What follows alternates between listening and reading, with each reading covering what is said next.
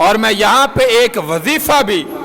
جب بھی اس بات کا ذکر کرتا ہوں، ان الذی فرض علیک القرآن لرادک الی معاد،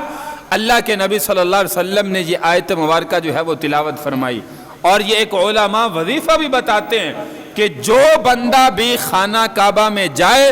اللہ جس کو حج کی عمرہ کی سعادت عطا فرمائے، اللہ بار بار ہم سب کو زندگی میں حج اور عمرہ کی سعادتیں عطا فرمائے۔ اونچی آواز سے آمین کہیں۔ اللہ بار بار زندگی میں حج اور عمرہ کی سعادت عطا فرمائے۔ تو فرمایا کہ جو بھی مسلمان ملتزم کے سامنے کھڑا ہو کر، ملتزم وہ جگہ کہلاتی ہے جو خانہ کعبہ کے دروازے اور حجر اسود کے درمیان کا جو ہے وہ حصہ ہے، یہاں پر جو ہے وہ کھڑا ہو کر اپنی انگلی کے ساتھ یا اپنی انگلی کے اشارے کے ساتھ دور کھڑا ہو کے بھی فرمایا ان الذی فرض علیک القرآن لرادک الی معاد،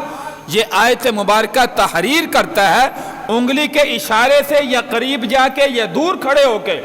اور جس نام لے کر جو بھی اپنی زبان سے نام لیتا ہے یا اپنی نیت کرتا ہے، اپنا ارادہ کرتا ہے، اللہ تبارک و تعالی اس کو مرنے سے پہلے زندگی میں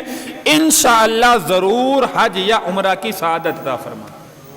یہ ایک علماء اکابر نے جو ہے وہ وظیفہ بتلایا۔ تو اللہ کے محبوب صلی اللہ علیہ وسلم جب خانہ کعبہ کو چھوڑ کے جا رہے تھے تو بار بار مڑ کر دیکھتے تھے اور کہتے تھے کہ خانہ کعبہ اللہ کے گھر تجھے چھوڑنے کو دل نہیں چاہتا، لیکن کیا کروں کہ تیری قوم کے لوگ مجھے یہاں پہ رہنے نہیں دیتے، اس لیے اللہ نے حکم فرمایا ہے یہاں سے ہجرت کر کے مدینہ کے اندر جو ہے وہ چلا جاؤں۔